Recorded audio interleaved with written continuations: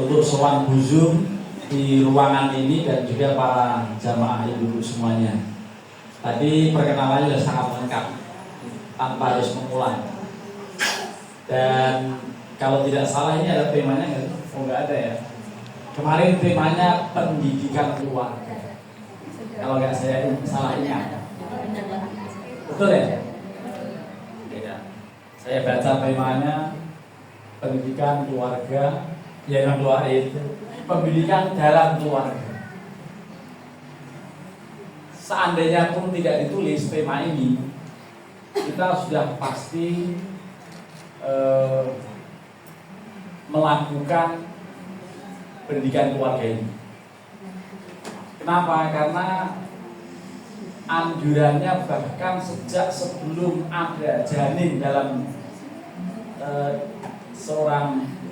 dalam rahim seorang istri. Kalau yang di depan yang belum jadi istri nih, ada 6 orang ini, ya. Sebelum janin masuk ke sebelum janin terbentuk dalam rahim, itu pendidikan sudah dimulai. Apa pendidikannya? Suruh berdoa itu. Doanya apa? Allahumma jannibni syaiton wa jannibni syaiton ma razaqtana. Itu pertama-tama pendidikan keluarga di sini. Ya Allah, jauhkan saya dari syaitan dan jauhkan apa yang akan Engkau anugerahkan berupa anak juga dari syaitan. Ketika orang lupa doa ini, asal gerabak gerubuk, itu jangan-jangan anaknya menuju ke arah jalan syaitan. Karena rawan sekali tergoda syaitan. Makanya doanya itu. Ini kalau ditanya anak-anak yang masih sekolah, udah pasti bingung itu doa apa sih katanya. Gak usah nanti suatu saya tahu. Itu doa yang mendasari pentingnya pendidikan keluarga. Nanti kalau sudah ternyata memang betul-betul tidak hamil, tidak mens, yang biasanya awal bulan mens kok tidak. Kalau punya suami, alhamdulillah bersyukur. Lalu berusaha ke Indomaret atau Alfamart untuk cari test pack dan dinyatakan garisnya juga positif. Alhamdulillah, sujud syukur bahwa generasi akan segera lahir. Kalau saya menjadi kakek, tapi belum kakek-kakek, karena anak pertama saya sudah melahirkan satu anak yang itu adalah cucu perdana. Kalau dia Miftah berapa cucunya? Belum. Alhamdulillah saya sudah dapat satu cucu. Anak pertama sudah nikah, lalu kemarin cucunya menjadi heboh karena apa? Karena waktu mandi keceklek. Ini kepuntir di tangannya, lalu bapaknya bingung. Saya ngajar, istri saya nggak ada di rumah. Dia pikir rumah sakit, orang saya di rongsen padahal sih cuma keceklek. Ya, tapi keceklek nangis terus. Tulangnya masih normal tapi ototnya yang ketarik. Nah itu pendidikan keluarga diawali dari mulai berdoa ketika sudah tidak menstruasi, berarti hamil minggu pertama, hamil minggu kedua dan seterusnya, dikonsultasikan dengan dokter. Dan kemudian anjurannya kalau orang-orang barat supaya begitu hamil sering-sering mendengar musik klasik. Kalau orang barat anjurannya begitu. Musik klasik didengarkan ya supaya lembut hatinya. Tetapi kalau ajaran Islam supaya membaca kalimah-kalimah Allah, kalimah-kalimah thayyibah ya. Ini Pak Slamet kalau nyoping pasti capek kan bawa tripod. Jadi suruh membaca apa?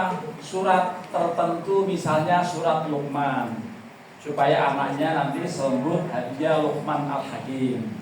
Atau kalau harapannya supaya anak perempuan membaca surat Maryam.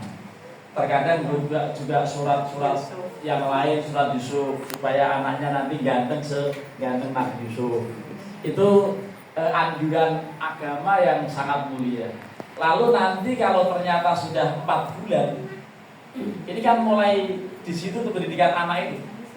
Belum lahir masih 4 bulan ya. Bahkan belum ada, belum wujud sudah diminta oleh kepada Allah agar jauh dari setan. Lah kalau sudah 4 bulan di sana ada upacara namanya ngapati. Kalau di kampung saya namanya ngapati karena berasal dari kata-kata papat, berarti 4 bulanan. Itu kalau misalnya mencari dalilnya tidak lain hadis Rasulullah yang menyebutkan bahwa inna ahadakum yujma'u khalquhu fi batni ummihi arba'ina yauman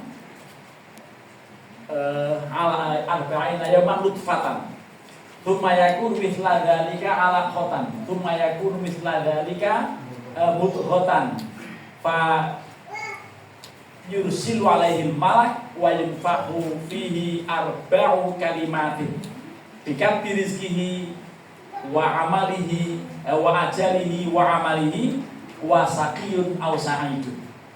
Itu sungguh kalian semua, ini ibu itu semuanya pokoknya ada kecuali di sini nih, diciptakan oleh Allah dalam rahim ibu kalian, betul ya? Ada nggak yang lahir dari selain rahim?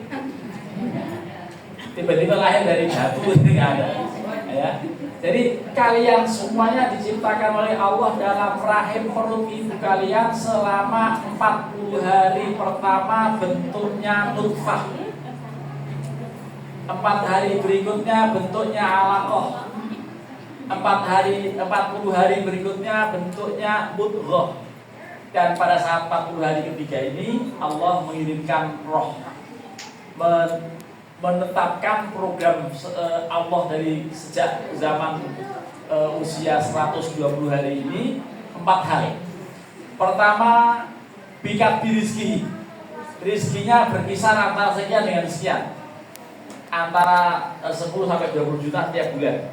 Misalnya begitu. Ada juga yang diciptakan yang ditentukan antara 20 sampai 40 juta mungkin. Mungkin ada yang 40 sampai 100 juta, pokoknya ada catatannya. Wa ajalihi, juga kapan hari meninggalnya, ya, ajalnya. Wa amali, termasuk profesinya juga dicatat. Ini nanti jadi guru, ini nanti jadi ustadz, ini nanti jadi tukang gojek ojol. Ngomong-ngomong yang kemarin di kekrek pakai itu gimana? Kan ada video di dekat sini ya, 300 meter lah dari sini. Begal. Ada juga yang memang sudah tercatat tuh begitu tuh, meninggalnya akibat misalnya itu syahid itu. Orang yang meninggal seperti itu syahid. Ya, karena orang meninggal dalam keadaan sedang berusaha. Karena dia pulang kerja, pulang background pengantin atau apa gitu, lalu sedang bekerja kok ternyata meninggal, itu sabilillah. Termasuk juga ada yang meninggal karena keliliban. Ada 67 santri keliliban beton. Kira-kira sakit nggak? Ya bukan sakit, sampai meninggal, dan insya Allah semuanya yang meninggal itu menuju surga. Ya, kita berdoa semuanya untuk para santri yang wafat di Sidoarjo. Itu insya Allah mereka semuanya meninggal dalam keadaan husnul khotimah. Ya. Jadi ini orang yang semua meninggal dengan cara apapun itu semua sudah Allah tentukan, Allah catat. Termasuk sa'idun aw syaqiyun. Ini memang sulit untuk memahami. Tapi kalau tidak paham, maka kemudian kadang-kadang kita salah paham terkait yang terakhir ini. Bahagia atau sengsara Allah telah tetapkan. Apakah ujungnya nanti menuju surga atau menujunya ke neraka, Allah sudah tetapkan. Gitu. Sampai ketika itu Rasulullah SAW pernah menjelaskan pada saat habis memakamkan jenazah, beliau pakai seting kecil gitu sambil ngorek-ngorek tanah, lalu mengatakan ma antum illa waqad kutiba. Ma antum illa waqad kutiba. Tidak seorang pun di antara kalian kecuali Allah telah tetapkan makanahu minan nar atau minal jannah. Apakah orang itu nanti menuju surga atau neraka? Allah telah tetapkan. Itu mendengar Rasulullah bersabda begitu, lemes para sahabat. Sampai mengatakan salah seorang dari sahabat mengatakan, afala nattakilu ya Rasulullah, bolehkah kami pasrah dengan takdir saja?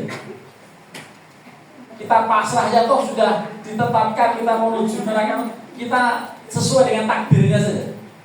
Boleh nggak seperti itu Rasulullah? Rasulullah mengatakan, i'malu, tetap berkaryalah kalian. I'malu, tetap beramallah kalian. Fakullun muyassarun lima khuliqalahu. Setiap orang akan dimudahkan menuju takdirnya. Artinya kalau memang takdirnya menuju surga, dilalahnya. Nah ini bahasa Indonesia apa yang dilalahnya ini? Ya. Kalau memang takdirnya menuju surga, dia akan diciptakan, dimudahkan menuju ke sana dengan cara beramal-amal soleh.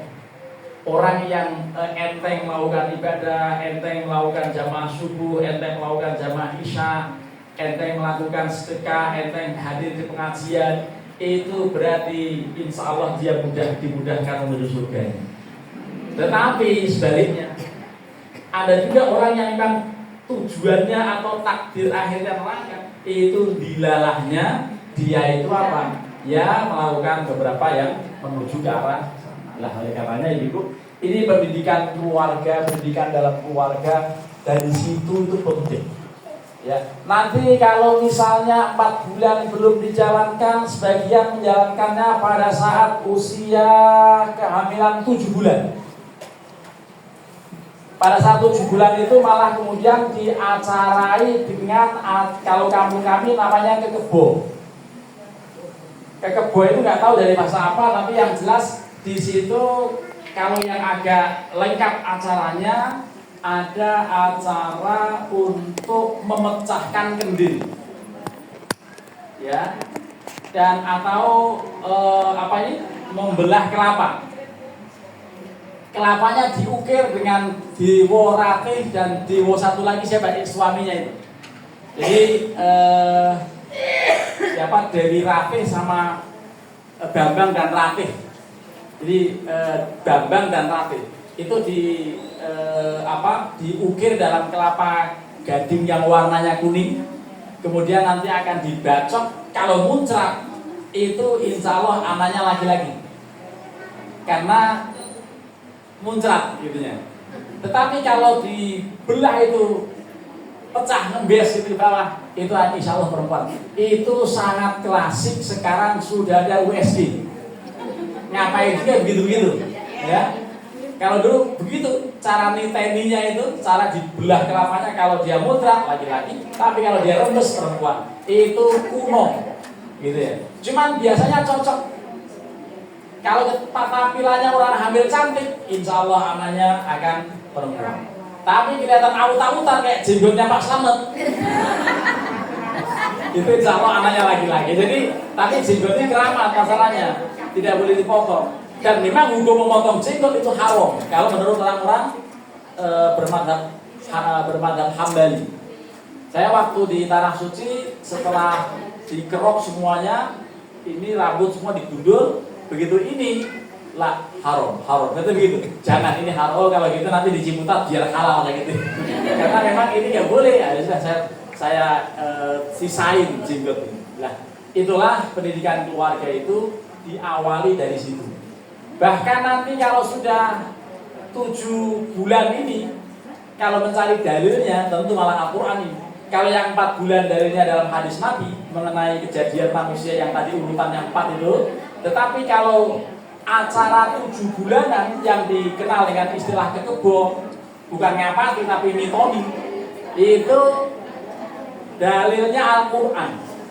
Di sana dikatakan begini, a'udzubillahi minasyaitonirrajim. Falamma taghasyaha hamalat hamlan khafifan famarrat bih. Falamma athqalat ja'alallaha rabbahuma la in ataitana lanakunanna minasyakirin. Gitu. Ayat itu menunjukkan bahwa ketika suami telah menggauli istrinya, maka kemudian istri itu hamil. Hamilnya masih kecil, itu dikatakan famarot bihi. Dia masih bisa ke sana kemari, ke warung, beli gas, kemana ya, ke Indomaret, ke Alfamart, itu masih bisa membawa karena masih kecil. Ya. Tetapi falamma atqalat, ketika hamilnya telah menjadi berat, da'awallaha rabbahuma.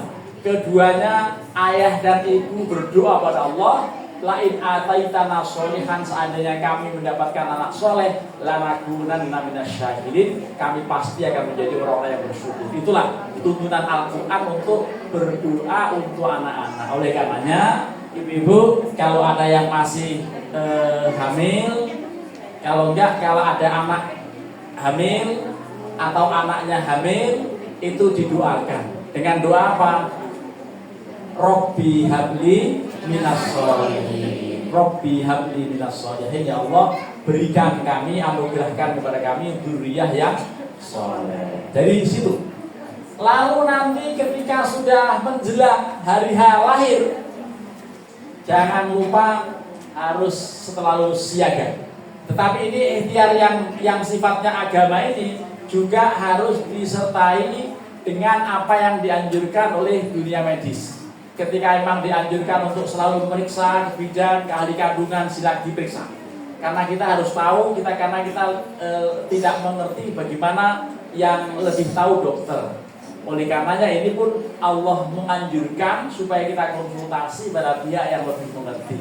Fas'alu ahla dzikri in kuntum la ta'lamun. Tanyalah kepada yang ahli jika kalian tidak mengerti. Jadi kalau misalnya kehamilannya seperti ini, kondisi kesehatannya seperti ini, mulai bengkak-bengkak, udah gitu mulai begah, kan gitu orang hamil ya. Ini ada yang hamil ya, ngomong-ngomong di sini. Di sini ada yang hamil. Kita doakan mudah-mudahan lahir normal. Ya, kita doakan mudah-mudahan ibu sehat, ya. Dan insya Allah tadi saya juga bawa istri saya ke acara gebiar santri. Ini ngomong-ngomong tadi kan disebutkan Pak Slamet ya. Saya 2 hari yang lalu diberi SK oleh rektor untuk mengurus pesantren di UIN. Jadi UIN itu punya 6 pesantren Pak. Yang dulu hanya Asfa dan Asfi, itu sekarang tambahan 4. Mulai dari yang namanya Mabna Nawawi, ada Mabna Hasanuddin, ada Mabna Abdul Karim, ada Mabna Mudaib. Mudaib itu Ibunda Salim Hidayatullah.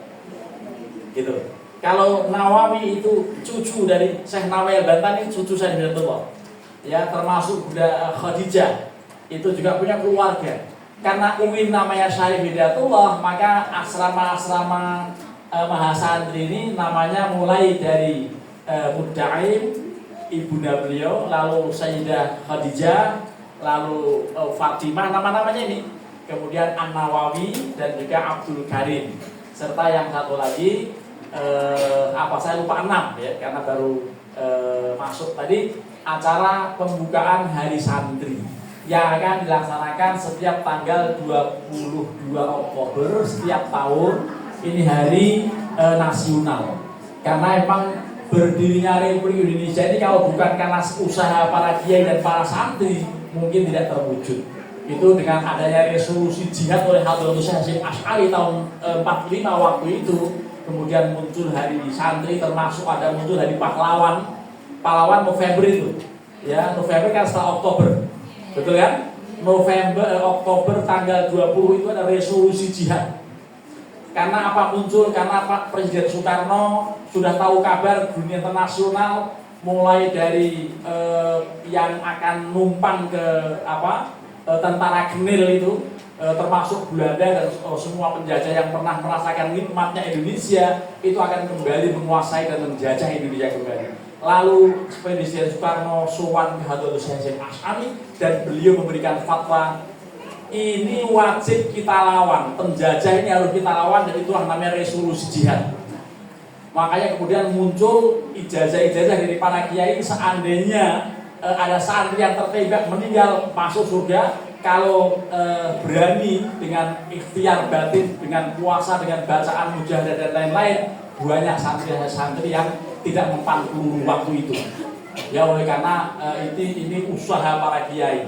Dan kemudian begitu diserukan oleh Hadratus Syekh untuk jihad, kalau meninggal syahid, tidak satupun santri bahkan warga masyarakat yang takut mati.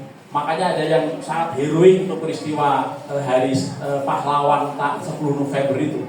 Ada yang sampai kemudian naik merobek bendera yang warnanya 3 tadinya kan, merah, putih, biru, birunya dihilangin langsung tinggal merahnya. Dan itu semuanya dipimpin oleh seorang yang hero pikunya atau pekik takbirnya luar biasa. Namanya siapa? Supomo. Yang Allahu Akbarnya sangat menggelegar. Dan itu awalnya karena Presiden Soekarno minta kepada siapa? Hadratus Syekh Hasyim Asy'ari, kemudian muncul resolusi jihad dan akhirnya ada hari santri. Ya itulah. Sekarang hari santri ini yang ke-25 atau tahun 25 ini diperingati di setiap tempat, termasuk UIN nanti hari Selasa tanggal 22 akan ada upacara dan semua pejabat tanpa kecuali harus ke kampus pakai sarung. Sudah saya contohkan tadi, saya pakai sarung satu-satunya. Ya, jadi ke upacara itu dengan melambangkan hari santri. Dan kemarin ada tayangan yang di Trans 7 yang seperti itu hanya karena dia tidak mengerti, presenternya tidak mengerti, programmernya juga tidak mengerti budaya pesantren, budaya khidmat dengan kiai. Memang begitu. Jangankan kiainya, dalam kitab Ta'limul Muta'alim ada seorang murid yang sedang diajari, tiba-tiba dia tar berdiri lagi, itu gurunya nanya, kenapa kamu berdiri mulu? Mohon maaf Ustaz, saya berdiri karena menghormat di luar sana sedang main-main ada anak guru saya. Anaknya guru sedang main-main saja dihormati sama murid yang tahu adab. Jadi menghormat ustadz, menghormat guru, menghormat kiai itu budaya pesantren yang luar biasa, tapi dicibir sama presenter, makanya demo luar biasa itu. Dan kemudian itu dinyatakan nonaktif, dinyatakan dikeluarkan dari pihak Metro Trans 7. Ini bagian dari yang karena tidak mengerti. Ya memang harus begitu. Ada takdim, kemudian ada budaya untuk selalu salaman. Apapun yang ada dalam diri kita itu diberikan pada dia. Ini memang bagian dari yang disebut dengan akhlak. Akhlak mencari ilmu itu harus takdimul ustadz dan takdimul kitab. Kitab ini Al-Quran dulu waktu kita ngaji kecil-kecil, setelah ngaji lalu ditutup dicium Al-Quran itu. Ya, karena kita senang cinta dengan Al-Quran. Bawa Al-Quran seperti ini, ya di atas dada. Jangan sekarang anak bawa begini, jadi tenteng-tenteng. Itu karena nggak ada. Dan kalau tidak ada dengan kitab, tidak ada dengan guru, tidak ada dengan kiai, tidak akan berkah, bahkan ilmu setinggi langit itu malah menjadi laknat. Ingat itu. Pokoknya kalau tidak ada takzim kepada kitab, kepada yang punya kitab, yang nulis kitab, para ulama, para guru, para santri, para kiai, itu nanti tidak akan ada keberkahan. Karena itulah ini yang mesti diketahui oleh dunia luar. Presenter-presenter yang pintar ngomong itu, yang pintar bikin meme-meme yang negatif, itu harus tahu budaya ini. Menjelang hari santri ada yang begitu dihabisin gitu akhirnya kan. Jadi itulah. Jadi memang sedang ada beberapa masalah. Kemarin ada musibah besar di mana? Sidoarjo, kemudian belakangan ada tayangan Trans 7 model begitu. Ini semuanya kita respon dan Nina ya gitu sebentar lagi. Ini tanggal berapa? 18 ya sekarang ya. Berarti nanti hari Selasa dari santri puncaknya itu tanggal 22 Oktober tahun 2025 tahun ini. Bapak dan Ibu, ini saya harus berdiri terus ya. Nah, dijeda dulu karena belakangan kelihatan sebelah kiri pinggang saya masalah. Jadi mungkin karena kurang minum, jadi saya minumnya agak banyak.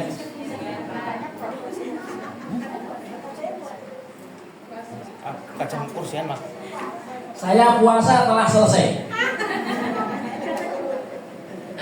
Bukan tiap hari, hanya setahun. Muharram tahun 1446 sampai Muharram 1447. Yang belum selesai istri saya. Kenapa belum selesai? karena setiap bulan dipotong seminggu. Seminggu kali setahun berarti 3 bulan. 3 bulan harus mengganti. Insya Allah nanti akhir November sudah lengkap. Kalau yang puasa selamanya itu rois saya, artinya atasan saya namanya Ki Sodik, yang beliau menjadi kepala mahat sebelumnya, ya beberapa saat sebelumnya. Itu puasanya sejak SMP sampai hari ini tiap saat, tiap siang tidak pernah makan, tapi makannya malam. Itu ada orang yang berpuasa seperti itu. Nah, orang yang berpuasa itu ampuh. Kalau nggak puasa ya nggak begitu ampuh, gitu. Oleh karenanya saya juga setelah mendapat petunjuk, artinya konsultasi tidak perlu lagi untuk menambah tahun berikutnya, tapi cukup dengan Senin Kamis begitu.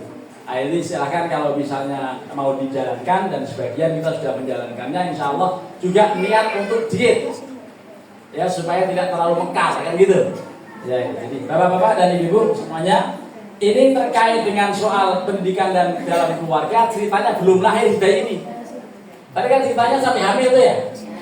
Kemudian sebentar lagi lahir. Nah, ketika lahir jangan lupa dipersiapkan, bahkan disambut dengan mengumandangkan azan pada kuping kanan.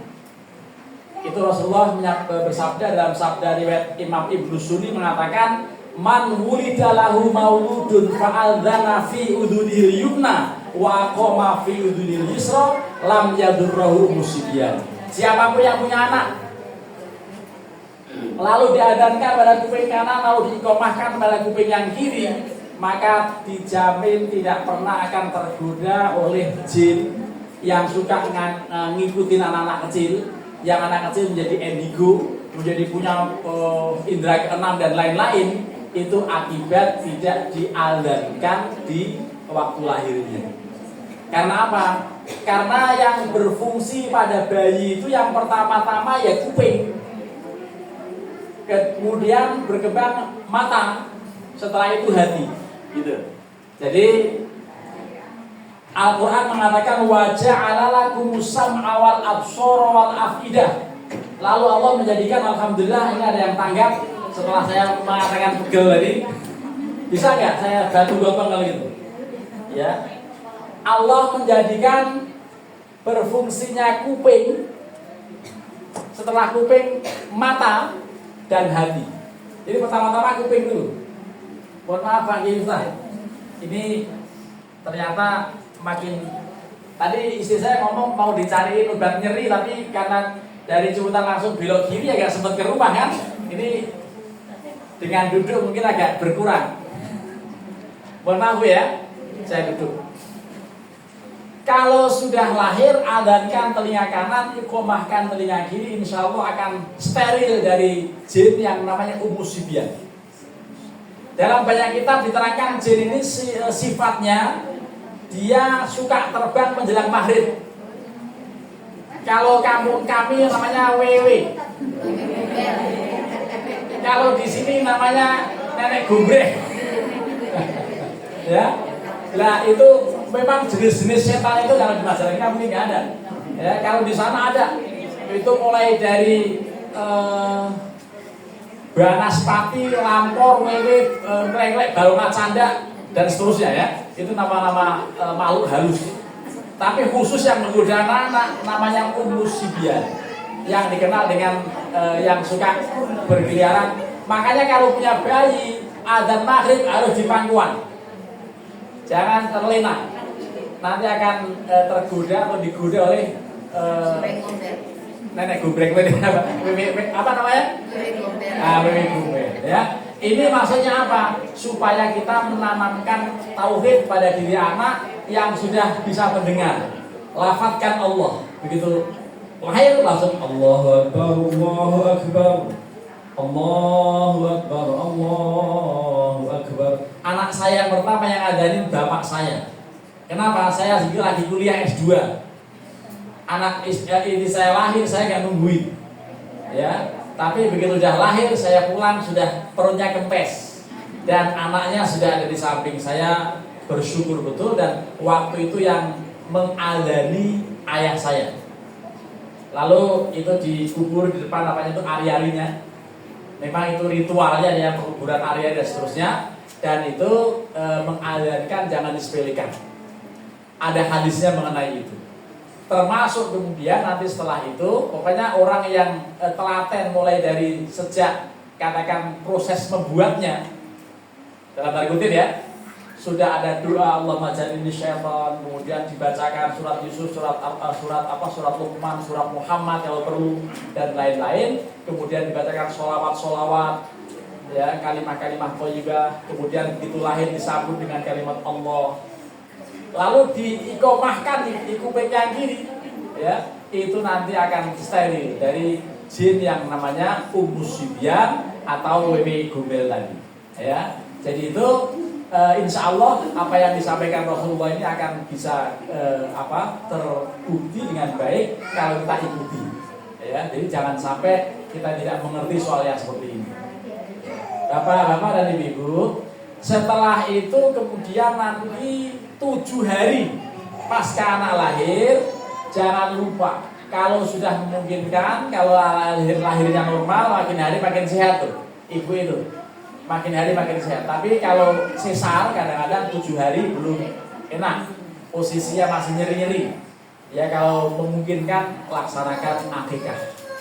Dan akikah ini sabda Rasulullah, kullu hulamin murtahanun bi aqiqatihi tudbahu anhu yawma sab'ihi wa yuhlaqu wa yusamma. Setiap bayi yang lahir itu, setiap anak itu tergade dengan akikahnya. Itu nanti akan ada manfaatnya, kita tebus dengan menjalankan akikah. Kalau anak laki-laki 2 ekor, kalau anak perempuan 1 ekor. Dan biasanya Allah Maha tahu. Ketika saya masih pernah di Gayo, masih dengan Pak Slamet dulu, ya kontrakan Gayo Ciputat, anak saya yang pertama lahir masih di Magelang karena nggak pede. Awalnya hamil di sini, tapi pas mau lahir ya dibawa ke sana, gitu ya. Masih ada orang tua, masih apa lahir. Dan waktu itu anak saya betul-betul rambutnya sangat jarang, seperti jarangnya bapaknya sekarang ini. Ya, kalau bapaknya sekarang jarang itu karena apa? Sudah hampir profesor. Ya ini udah begini nih rambutnya, gitu kan? Lah ini saya copot karena apa? Gerah. Ya. Saya copot dulu di gerah kan? Ini lama-lama nanti saya akan gulung ke baju saya karena sudah ngalir di mana-mana pada ngalir ini. Ya, sampai mana tadi? Sampai masalah akikah, betul ya? Ya. Jadi kalau punya anak diakikahi. Caranya bagaimana? Caranya cari kambing yang bagus. Karena di dalam sabda dikatakan azimu dhuhaikum. Ini waktu akikah sama dengan kambing yang dipakai kurban. Hanya bedanya kalau akikah itu disunahkan ala yukasirul idham, untuk jangan memutus-putus atau memotong-motong, menghancurkan tulang belulang kambing. Yang dipotong itu ya dipotong, disembelih biasa, tapi waktu mau memasak sediakan kuali, sediakan panci yang besar supaya bisa muat untuk tulang-tulang kambing yang agak panjang-panjang, khususnya iga. Itu dilepasi persendiannya, ya, dipotong pada persendiannya, jangan dipecah. Sunahnya begitu. Itu supaya apa? Dalam berbagai kitab, antara lain kitab Kifayatul Akhyar, kitab Fathul Mu'in, kitab Fathul Wahab, termasuk Al-Matsbu, kitab I'anul Talibin, semua kitab-kitab fikih mengatakan tafaulan li salamatil aqdo, mengambil tularan baik bagi keselamatan anak yang diakikahi. Itu kalau yang diakikahi secara benar, itu biasanya anaknya walaupun misalnya jatuh dari motor, misalnya sampai olahraga ekstrim itu kekilir segala macam, tidak akan mengalami patah tulang. Tuh gitu. Pernah ada penelitian menarik yang melakukan dulu Profesor Zunan Helmi Nasution yang punya Karawaci Center itu, Islamic Center di Karawaci. Itu waktu itu masih Jabodetabek, Jakarta, Bogor, Bekasi, waktu belum ada Depok. Itu diteliti setiap pasien yang kecelakaan di rumah sakit didata anak mana, Islam atau bukan, didata masing-masing rumah sakit itu didata pokoknya. anak mana Islam atau bukan, waktu kecil diakikai atau tidak, kalau diakikai melaksanakannya benar atau tidak. Itu setelah disimpulkan semuanya, ternyata setiap anak yang diakikai dengan benar, separah apapun kecelakaan ternyata selamat, tidak sampai patah tulang begitu. Jadi kalau misalnya ada yang mengalami patah tulang, sangat boleh jadi dulu nggak diakikai. Sangat boleh jadi diakikai tapi diserahkan depot yang tidak bertanggung jawab. Depot akikah yang tidak pernah ngaji, akhirnya direnyekin, dihancurin, itu sama aja bohong. Yang namanya akikah harus begitu. Jangan direnyekin, jangan sampai dihancurin tuh. Walaupun akhirnya disopnya kurang enak, karena apa? Sum-sumnya nggak keluar. Tapi masalahnya bukan masalah sum-sum, masalahnya keselamatan fisik si anak. Gitu. Nah itulah. Jadi ini pendidikan keluarga sampai dan detil-detil yang model begitu itu jangan sampai tidak. Lah, waktu sudah diakikai, wayuh laku dicukur semua rambutnya. Dicukur semua rambut bayi itu, lalu ditimbang waktu kering, jangan waktu basah. Ada berapa gram? Berapa gram itu lalu ditukar dengan harga emas. Tapi kalau sekarang akikah mahal ya, karena apa? Emasnya 2.500, 2.500.000 1 gram, betul ya? 1 gram yang 24 karat sekarang 2.500.000. Akibatnya kalau misalnya anak rambutnya banyak, dipotong ternyata sampai 3 gram, berarti 7 juta, mahal juga ya. Tapi biasanya Allah Maha tahu, kalau ini orang belum punya duit, biasanya rambutnya sedikit. Anak saya itu hampir semuanya sedikit-sedikit rambutnya. Ya kenapa? Allah tahu saya punya duit, gitu ya. Akhirnya hanya dikasih sedikit rambutnya, tapi sekarang udah banyak banget, udah sampai ada yang ubanan gitu ya. Nah itu jadi ini memang hikmahnya begitu. Pertama disembelih kambing, kemudian diakikai, lalu diberi nama. Kalau ngasih nama yang baik, masa ada tetangga kampung saya itu namanya Parjiman. Coba Parjiman apa artinya? Farjiman. Farjiman itu ya, itu Farji siapa gitu. Jadi Farji itu kan alat kelamin ya. Nah itu. Jadi mengasih nama yang baik. Yang paling baik apa? Muhammad Abdullah, paling bagus. Kalau punya anak namanya Abdullah. Anak yang kedua Abdurrahman, karena Bismillah kan, Bismillah Allah. Ar-Rahman banyak Abdurrahman. Yang ketiga anak ketiga Ar-Rahim, Abdurrahim. Anak keempat apa? Abdul Malik, karena Malik Yaumiddin. Anak kelima Abdul Hadi, karena ihdinas siratal mustaqim. Gitu. Lalu yang terakhir anak ke-5 ke-6 ya. Itu pokoknya kalau lupa mau panggil, udah panggilnya Al-Fatihah gitu kan. Jadi datang semua itu. Yang mulai dari Abdullah, Abdurrahman, Abdurrahim, Abdul Malik, Abdul Hadi, semuanya pada datang. Abdul Mun'aim, itu yang terakhir itu Al-Amtan, Abdul Mun'aim. Ya hamba Allah yang memberi nikmat. Itu anaknya 6. Ya urutan tuh. Karena lupa satu-satu yang Al-Fatihah pada datang itu. Anaknya itu. Nah itu kalau lupa. Nah, ini yang paling bagus namanya itu kalau laki-laki. Kalau perempuan silakan. Apa dinamain Siti Khadijah, apa Siti Fatimah atau Siti Aisyah, silakan aja. Tapi yang selalu saya temukan di absen setiap kali ngajar, itu selalu setiap kelas, setiap semester pasti ada anak wanita bernama Anissa. Oh itu pasti.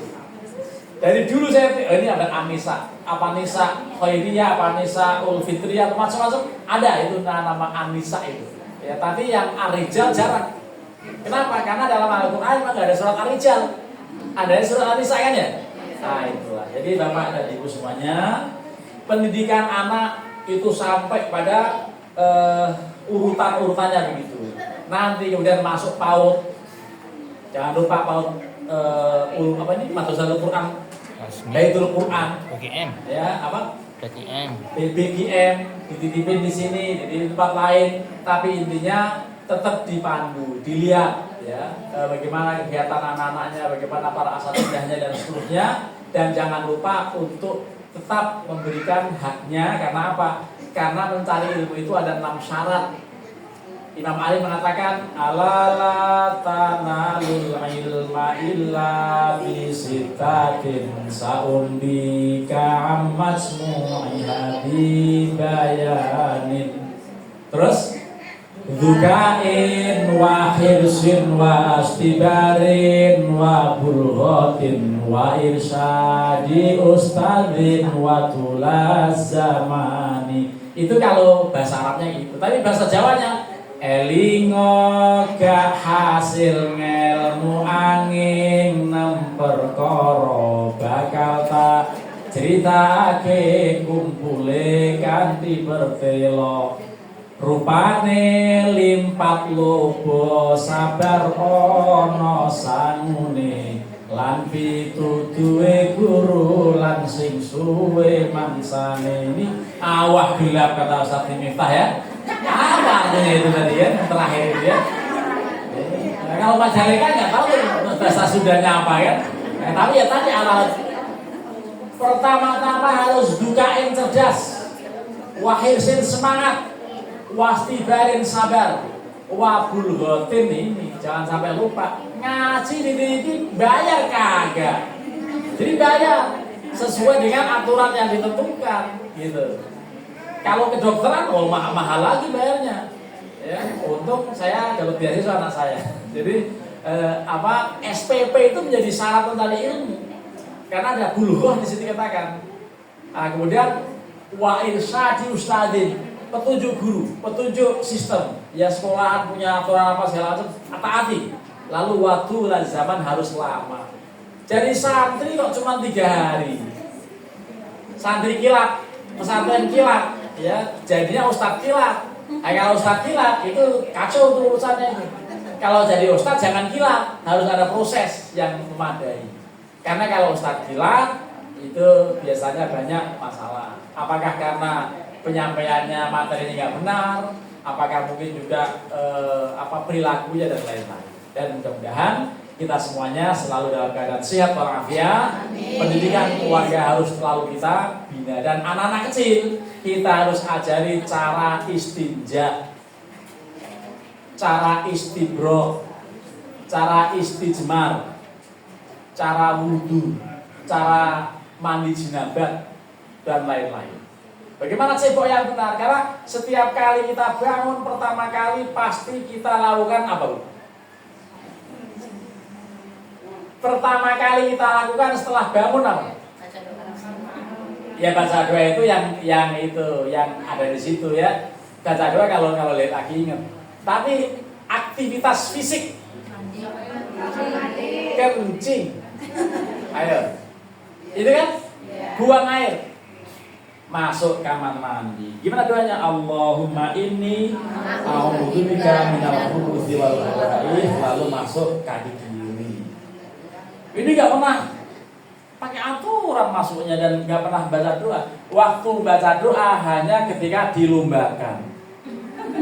Ketika ada hari santri doanya apa? Setiap hari enggak pernah dibaca. Padahal Allah apa tadi? Allahumma inni a'udzubika minal khubuthi wal khaba'ith. Ya Allah, aku mohon perlindungan dari Engkau kepada Engkau dari godaan setan lanang dan setan wadon. Artinya itu, saya mohon perlindungan dari godaan setan laki dan setan perempuan. Gitu. Lalu begitu kita sudah selesai, belum cawi, belum cebok, belum istinja, sambil istinja berdoa Allahumma tahhir qalbi minan nifaqi wa hassin farji minal fawahishi. Ada doanya. Sehingga membaca doa di atas toilet ya enggak apa-apa. Allahumma tahhir qalbi yang di situ. Jangan dibaca waktu sholat duha. Ya. Ini doa khusus di atas toilet apa? Allahumma tahhir qalbi kalau di atas toilet. Tapi kalau di uriner, karena memang ada untuk laki-laki khusus tempat tipisnya di uriner, ya sama. Allahumma tahhir qalbi wa hassin farji. Allahumma tahhir qalbi minan nifaqi wa hassin farji minal fawahish. Ya Allah, mohon Engkau berikan kesucian hati kami dari penyakit nifaq. Penyakitnya namanya nifaq. Penderitanya namanya munafik. Islam agamanya, Muslim orangnya, iman perbuatannya mukmin orangnya. Kalau nifak munafik, orang yang kena penyakit munafik itu kacau. Karena apa? Karena lain di bibir, lain di hati. Bila engkau berbicara, lain di bibir, lain di hati. Dan bila engkau berjanji, lalu kau mengkhianat. Itu siapa yang nyanyi? Ida Laila. Artis kawakan zaman beliau masih muda. Ya, itu apa judulnya? Lagu Munafik. Itu munafik namanya. Itu munafik namanya. Itu lagunya begitu ya? Ya, itu ada lagu munafik kan? Itu kalau kita ceboknya benar dengan doa yang lengkap, insya Allah terhindar dari penyakit nifak dan kita tidak pernah akan menjadi orang munafik. Itu yang perlu kita ketahui. Setelah itu kemudian selesai, kaki kanan dulu apa kiri dulu kalau keluar? Keluar dengan kata-kata hufronaka alhamdulillahilladzi alhaba anil ada wa afani. Ya Allah, segala puji bagi Engkau yang telah membersihkan kami dari ada wa afani, yang telah membersihkan dari berbagai penyakit, dan mudah-mudahan Engkau memberikan afiat, sehat lahir batin, sehat mental spiritual kita dengan selalu menggunakan doa dan seterusnya. Termasuk ketika mau sholat, ketika mau sekolah, ketika mau, itu ada doanya, dan ini semuanya pendidikan keluarga. Dan pendidikan keluarga yang paling inti adalah bagaimana kita bisa memberitahu kepada keluarga kita kalau ada pelanggaran. Ngomong-ngomong, ada pelanggaran nggak? Suka ada di mana-mana. Saya ngajar di satu kampus terbesar di Banten ini, kampus paling besar dan paling banyak mahasiswanya adalah universitas paling murah, namanya Unpad. Gitu ya. Itu ngajar itu sangat lama, ada 5 tahun. Itu selalu saya tanya mahasiswa-mahasiswa yang pada hadir itu setelah di ujung semester, ngomong-ngomong, setelah kuliah, setelah 1 semester, untuk perpisahan itu saya tanya, sampean tinggal di mana? Oh, di sini Pak. Sampean tinggal di mana? Di sini. Saya tanya satu-satu, ada 50, saya tanya satu-satu. Mohon maaf, di tempat sampean tinggal ada nggak orang hamil duluan? Ada Pak. Sebelah saya tanya lagi, ada. Hampir semua 50 orang mengatakan ada, yang tidak cuma 2. Berarti apa? Musim di mana-mana waktu itu, sekarang udah enggak sama, enggak beda. Musim waktu itu di mana-mana. Malah sampai di Tisau ada satu sekolahan yang waktu itu saya pernah bertugas mengawasi ujian apa gitu. Itu sekolahan itu ada anak yang lagi UTS gitu ya, tapi melilit-lilit perutnya sakit, minta izin ke toilet. Ternyata yang dilakukan bukannya buang air kecil, yang keluar malah bayi.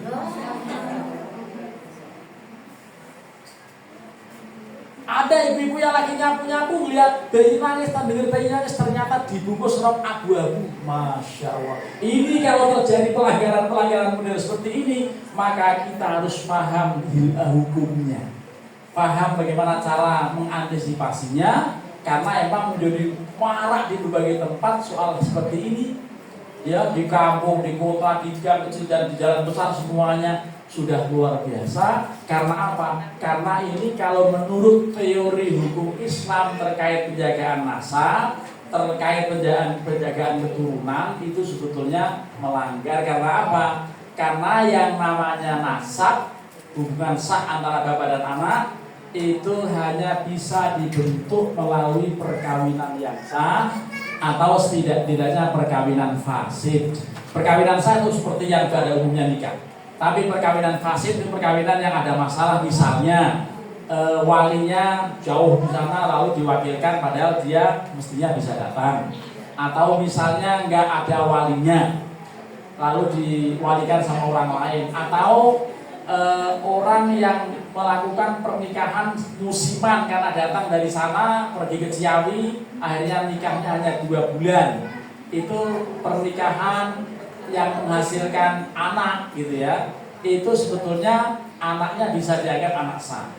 Tapi masalahnya apa? Masalahnya suka menjadi rentan, anaknya tidak diperhatikan nafkahnya, istrinya juga ditinggalkan begitu saja. Itu rawannya yang namanya nikah mut'ah atau kawin kontrak. Ini kalau seandainya ada bayi yang lahir dari kawin kontrak, sebetulnya yang penting waktu itu ada akad nikah yang lengkap rukunnya, ada CPP apa Bu?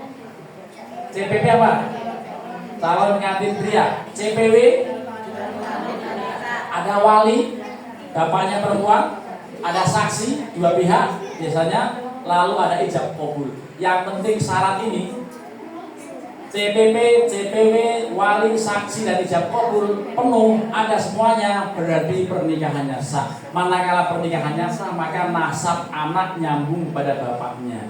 Kalau nggak nyambung, persoalan. Dulu tahun 2009 sampai 2014 saya diundang di satu komunitas yang sangat keren karena adalah APSI. APSI itu Asosiasi Pengacara Muslim Indonesia, di mana bintang tamunya ada seorang public figure yang mengaku di ruang publik, mengaku di YouTube waktu itu mengatakan saya ini sebetulnya sudah hamil waktu nikah dengan dia gitu. Dia yang dimaksud adalah anggota DPR. Lalu forum itu mengundang saya supaya menerangkan anak ini nanti nasabnya kemana. Nah ini, saya karena berhadapan dengan para pengacara muslim yang pinter-pinter semuanya, saya tidak mungkin menerangkan satu persatu. Akhirnya saya hanya bersenandung di situ. Bersenandung untuk apa? Untuk menjelaskan ini anak kepada siapa nasabnya. Karena yang tanya bukan ya pengacara itu, tapi Mansur S waktu itu bertanya-tanya. Apa pertanyaannya Mansur S? Ya. Silakan googling dengan judul anak siapa, kan begitu? Ada Mansur S kan? Bukan yang itu, kalau itu lebih ngeres lagi yang itu. Tapi yang ini apa ya awal-awalnya ya? Jadi saya mau nyari lupa isi saya liatin dulu sih. Apa yang dinyanyikan sama Mansur S ini ya? Oh Tuhan tunjukkanlah, gitu awalnya apa refnya ya. Bagaimana aku tak akan bersedih, barulah menikah sebulan lamanya, tiba-tiba saja ku dengar istriku hamil 3 bulan sudah. Beranian ia mengkhianati aku.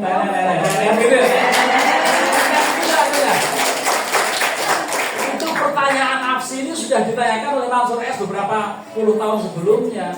Wong yang nyanyi udah meninggal sekarang kan? Pertanyaannya itu. Jadi belum berhenti itu pertanyaan itu. Ya.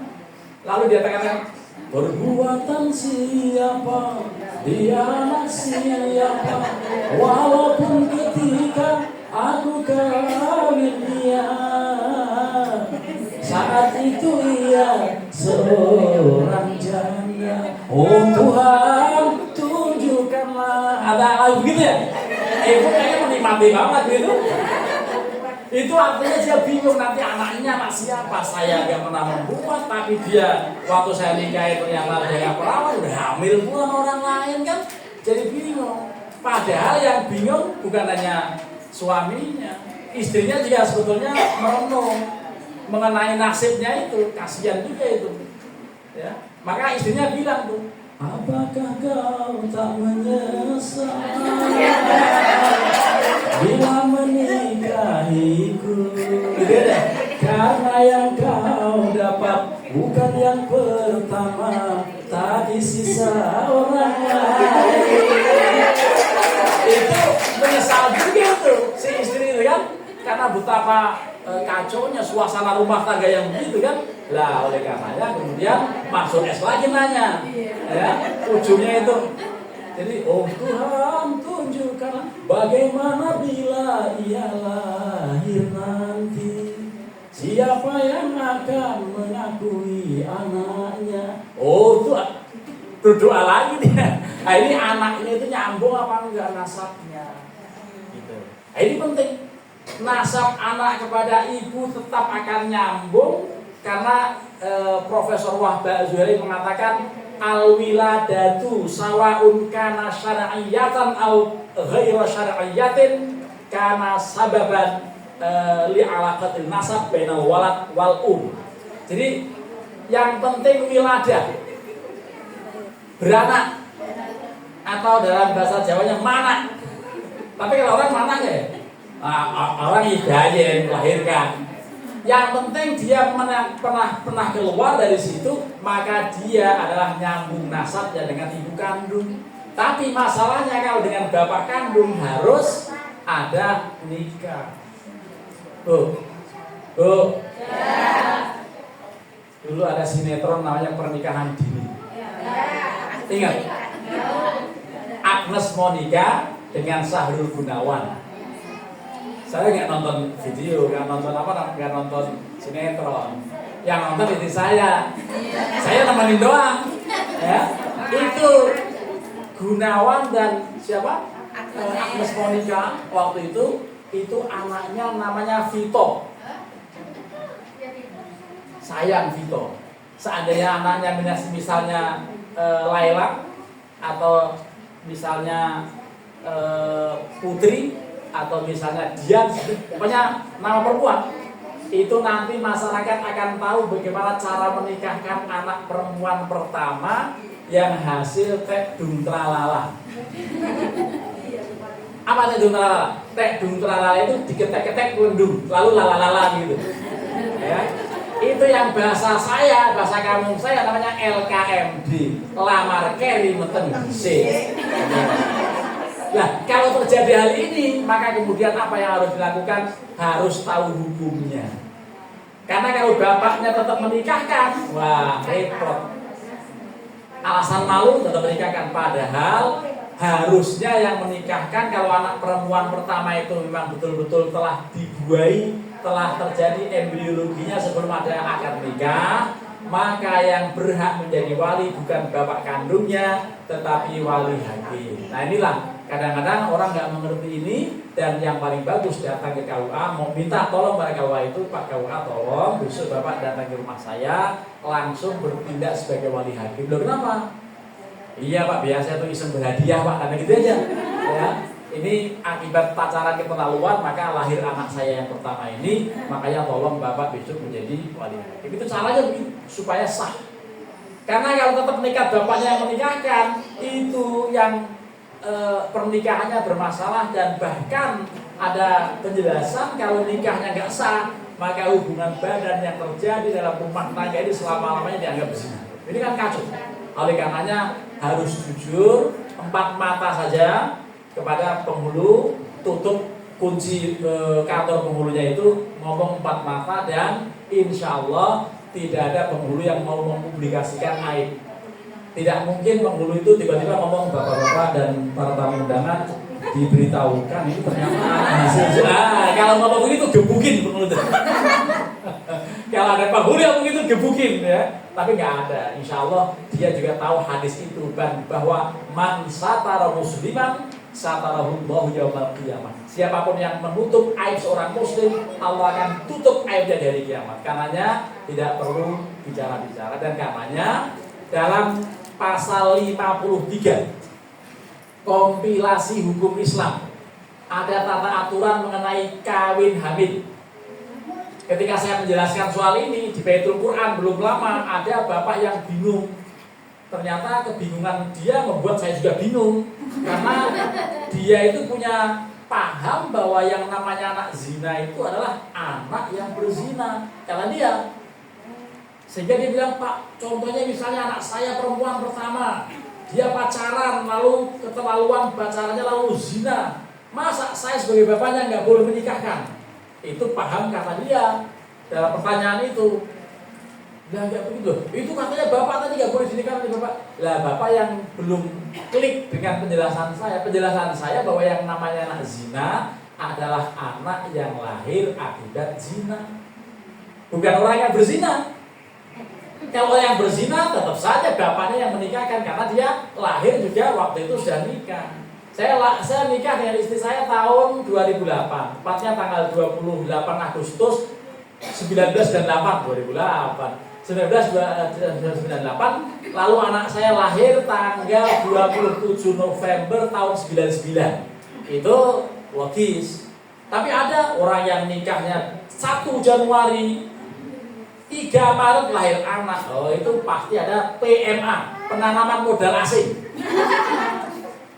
Ya, kalau misalnya masih kurang dari 6 bulan masih mungkin, ya, karena batas minimal orang hamil 6 bulan. Kalau di atas 6 bulan atau kurang dari 6 bulan itu persoalan. Kalau di atas masih nggak masalah. Saya berarti kan 1 tahun lebih itu, Agustus sampai November baru lahir. Berarti masih memungkinkan waktu. Karena saya kosong 7 bulan, ya, baru dapat apa gitu setelah 7 bulan. Dan setelah itu dihajar selama 25 tahun, keluar anak 6 tuh. Hasil menghajar istri saya ini, ya. Jadi hasilnya 6 gitu ya, cucu 1 gitu lah. Itulah pendidikan keluarga termasuk yang begitu ya. Saya mau menjelaskan soal pasal 53 kompilasi hukum Islam itu ada 3 ayat 1, 2, dan 3. Di sana dikatakan ayat 1 mengatakan begini: wanita hamil luar nikah dapat dikawinkan dengan pria yang menghamilinya. Saya ulang, wanita hamil luar nikah dapat dikawinkan dengan pria yang menghamilinya. Artinya sekedar dapat pula tidak dikawinkan dengan pria yang menghamilinya, tapi pria lain. Tapi nasibnya seperti Maggie Z tadi, seperti Mansur S tadi, ya, karena apa? Hasil bajakan orang lain gitu, ya. Boleh oleh yang menghamili, boleh orang lain. Kenapa? Karena mungkin saja waktu hamilnya itu akibat diperkosa. Mungkin nggak mencari menantu yang pernah memperkosa anak kita. Ya mungkin, makanya hanya dikatakan dapat dikawinkan dengan pria yang menghamilinya, dapat pula tidak dikawinkan dengan yang menghamilinya, tetapi dengan pria lain yang tidak pernah menghamilinya. Itu yang pria lain itu yang sial, dapat hasil bajakan orang kan gitu. Tapi masih sah.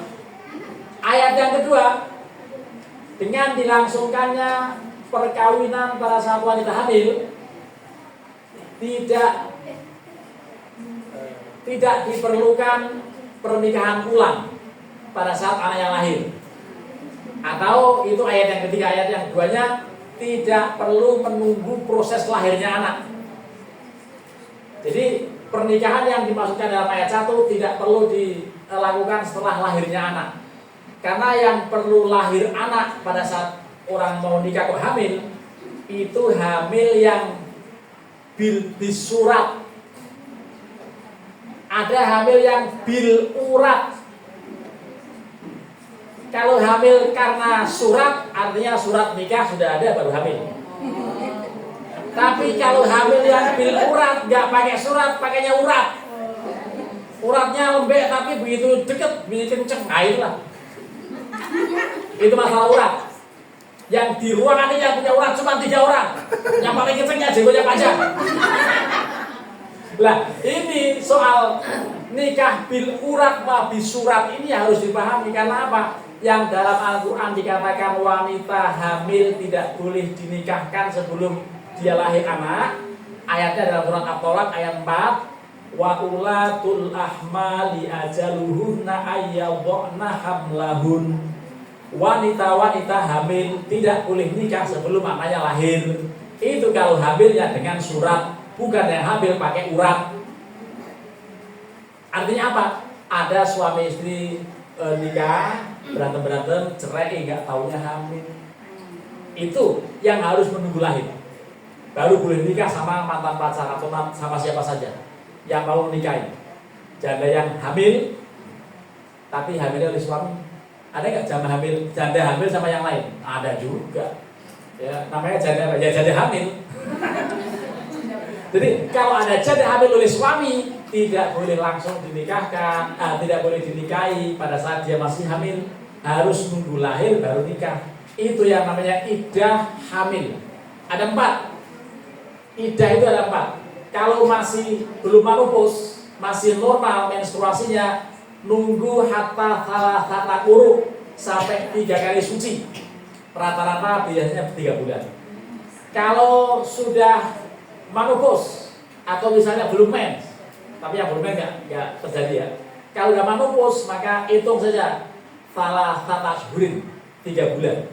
Jadi ada yang 3 kali suci, ada yang 3 bulan, ada yang 130 hari. Arba'ata asyhurin wa asyra, yaitu 4 bulan tambah 10 hari. Berapa? 4 bulan 10 hari berarti 130 hari. Itu kalau ditinggal meninggal suami. Janda-janda terhormat, betul ya? Seakan-akan kalau janda-janda nggak terhormat. Jadi kalau janda yang meninggal suaminya namanya janda terhormat. Kalau yang tidak meninggal namanya janda terhormat juga. Maksudnya jangan dikata janda tidak berhormat ya. Nah, itu menunggunya sampai 3 bulan, 4 bulan 10 hari. Dan yang terakhir yang keempat sampai lahir kalau dia hamilnya oleh suami. Tetapi kalau hamilnya bil urat, hamilnya akibat kerenda-kerenda di bawah pohon ceri sambil nyuri-nyuri kesempatan, ya itu tanpa harus ada iddah karena hamilnya hamil kotor. Yang ini hamil suci. Hamil suci pakai ayat suci Al-Quran, hamil kotor cukup pakai kompilasi hukum Islam. Gitu. Hamil suci pakai ayat Al-Quran dalam surat At-Tolak ayat 4. Tetapi hamil yang tidak suci karena hamil bil urat tadi, hamilnya karena kerja-kerja di bawah ceri, karena check-in di mana, karena setiap malam tahun baru Alfamart, Indomaret, minimarket itu stok kondom habis. Setiap malam Valentine dan tahun baru. Apa mungkin pasangan pria wanita beli kondom lalu masuk kamar, kondomnya ditiup, dibuat balon-balonan gitu? Mungkin nggak? Nggak mungkin. Dan juga nggak mungkin seperti orang sana, orang Morosari dulu, orang Gunung gitu lucu lagi Pak Saryono Suyono memberitahu, ini ku ngeten iki carane ngagem kondom. Niki nek pun ngados jempol niki makin lebetke mawon bleng ngoten. Terus makin lakoni hubungan badan. Nah, itu nanti begitu caranya ibu gue, ya. Tapi ternyata 3 bulan berikutnya masih pada hamil. Karena apa? Dimasukkan ke jempolnya suami, jempol yang pakai kuku pakai kondom, jempol yang berbulu yang dikondomin. Nah, itu masalah. Itu masalahnya begitu. Dulu pernah ada survei itu hal itu di zaman Pak Haryono Suyono Gunung Kidul waktu itu. Emang orang Gunung itu dulu kalau dikasih resep oleh dokter bukannya pergi ke apotek, resepnya direbus lalu diminum. Coba itu zaman dahulu. Emang kasih sampai mana ya?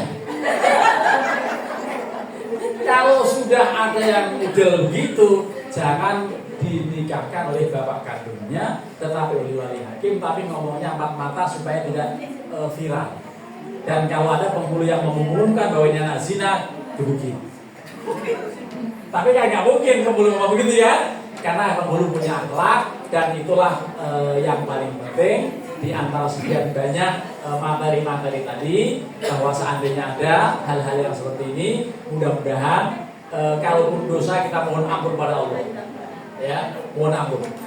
Karena memang kalau kemudian kita mau menjalankan hukum Islam yang kaitan dengan pidana atau berat. Bu, cerita terakhir nih. Kemarin hari Selasa saya bertugas mengajar di lapas khusus Sentul di sini, di Sentul BNPT. Tapi ini materi agak berat kali ini ya. Saya pikir gak usah diseriusin lah. Kalau karena masalahnya masalah hukum pidana.